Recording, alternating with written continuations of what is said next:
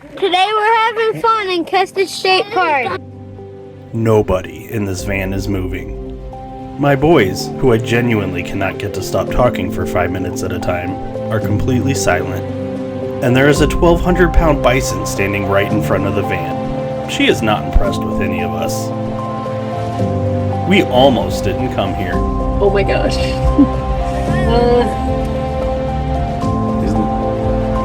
Hi, buddy. We had the whole Black Hills itinerary mapped out. We'd already driven Needles Highway, and if you haven't seen that video yet, be sure to check it out after. We had Mount Rushmore on the list and a checkout time to make.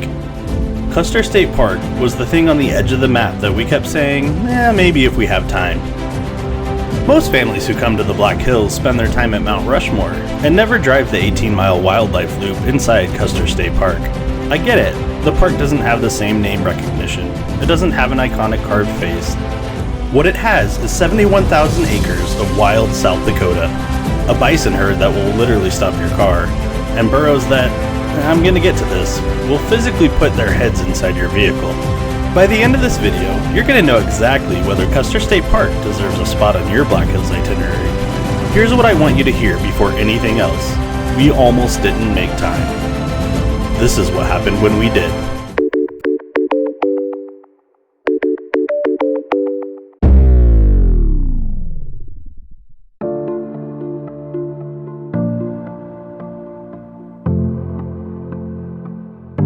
We did not get there in the morning. I had planned to.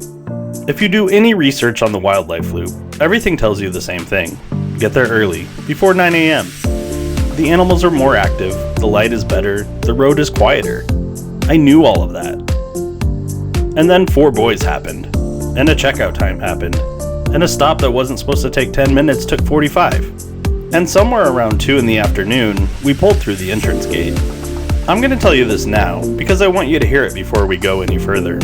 That afternoon window turned into a top 3 best wildlife day we've ever had as a family. Alright, we just got on the Custer State Park Wildlife Loop and found our first animals. Pronghorns.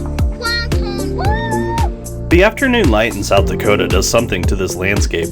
It comes in low and warm, throws these long painted shadows across the grasslands, and makes the whole thing feel like you drove into a movie.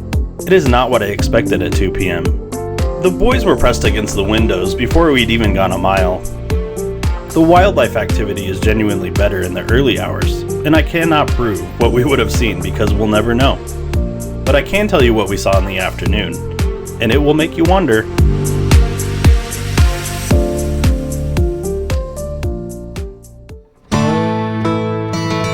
The next thing that stopped us was a prairie dog town.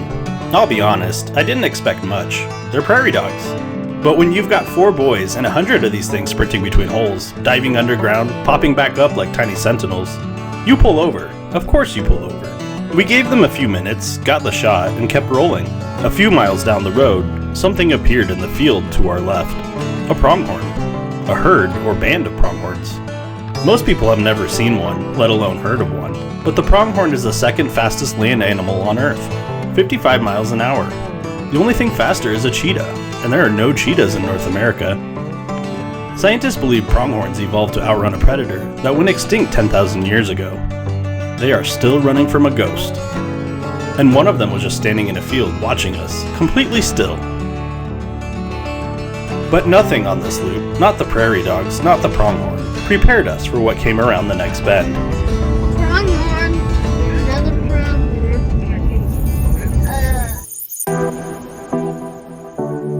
We came around a bend, and the road just stopped. Not a traffic jam, not construction.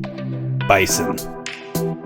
A herd of at least 30, moving across the wildlife loop in no particular hurry. And I want to be clear about the scale of what you were looking at. A full-grown bison bull weighs over 2,000 pounds. Their shoulders come up past the hood of most vehicles.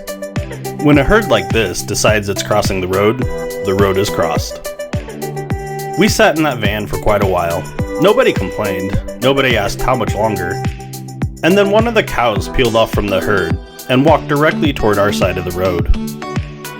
She came up alongside the van, slow, unbothered, close enough that I could see the texture of her coat through the glass. She She walked past. She didn't look at us. We might as well have been a rock on the side of the road to her. That right there is Custer State Park giving you something you cannot manufacture. You cannot plan for it. You cannot guarantee it either. You just have to show up and let the park do what it does. When the herd finally cleared, nobody in that van wanted to sit back down and keep driving. We needed to move. And pulling over in exactly the right spot was about to set up the best moment of the entire trip.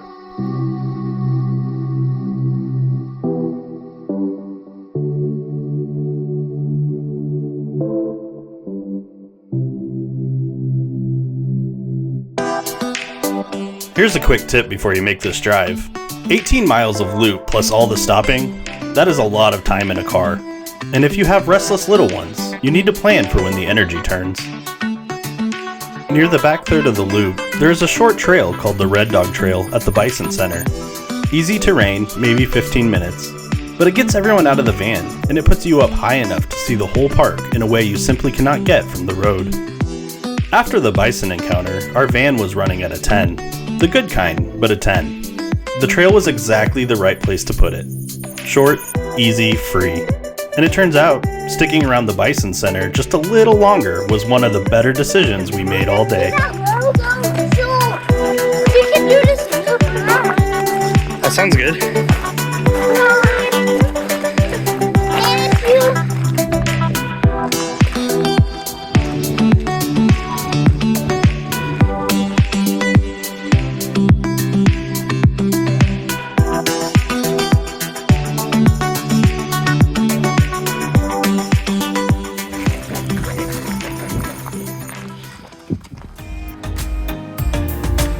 If you're putting together your Black Hills trip and this is helping, go ahead and hit subscribe real quick. We're building out the full series right now, and there's a lot more coming. Okay, let's keep going, because I haven't told you about the burros yet. Nobody warned us about the burros. Well, actually they did, but apparently we didn't believe them. Somewhere in the back third of the wildlife loop, we turned into the Bison Center to check things out. No burros in sight, everything normal. We turned around and headed back to the main road. No problem, right? A group of wild burros just appeared on the road. And these are not timid animals. They have figured out that cars mean people, and people sometimes have food. And they are not remotely interested in waiting to be invited. They just walk right up to your car. They probably like the heat from the car. Oh my god! They're so close! One of them's licking the van. They see that. No! Oh, that was not I do necessary. not want to get nipped. Oh, This dude's ear is. He's got an itch. Trying to open the door. Okay, easy There on, itch. easy on the mirror, buddy.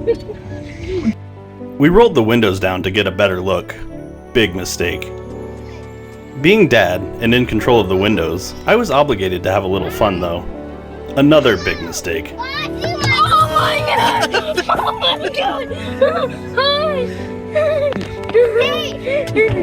Why did you have to pick them on?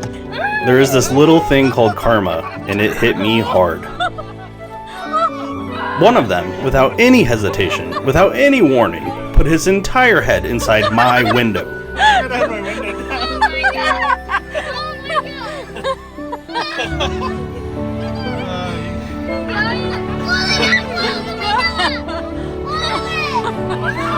Not again! Not again! Not again! Oh gosh, she's right here. Hi, buddy.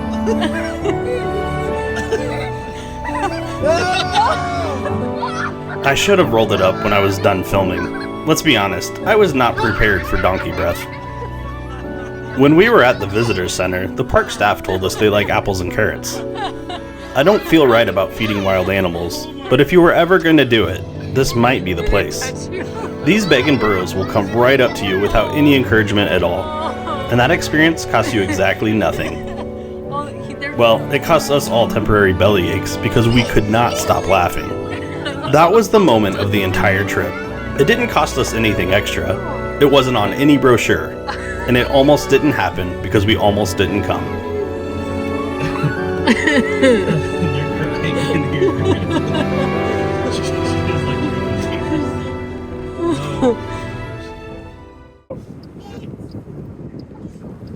Before we left, we stopped at the Custer State Park Visitor Center, and I'll be honest, I almost skipped it. We were tired from the day and ready to go. This is a good 20-minute stop, if anything to use the restrooms. It's also a great place to figure out what you're doing next, because here's what I want you to understand. We spent this entire video on one road, 18 miles. The park is 71,000 acres. There are lakes, trails, backcountry areas. You could come back 3 different times and have 3 completely different trips. We came back for Needles Highway and Sylvan Lake.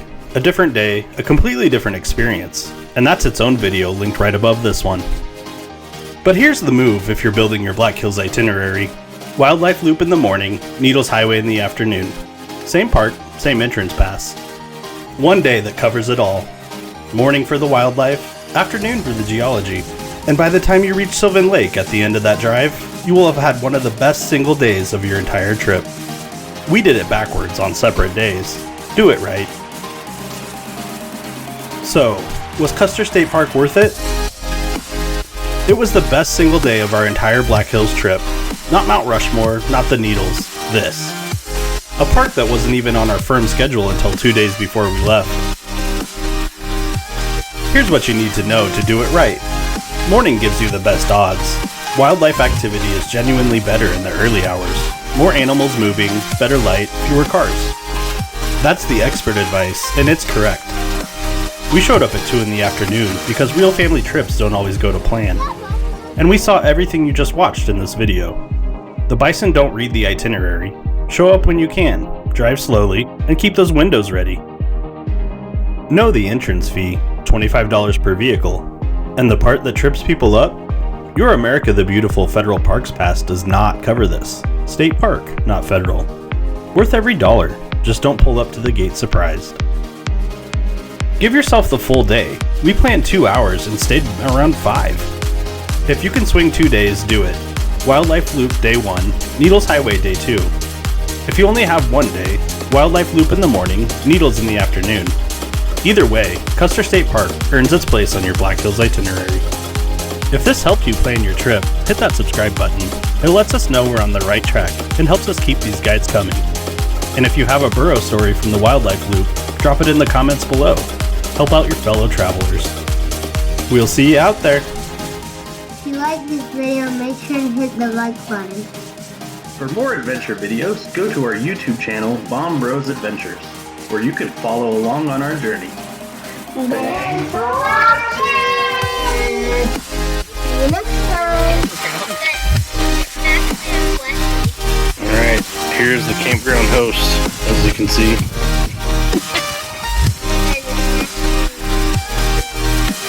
The Custer State Park! Nice. I don't know why I said that. Wait.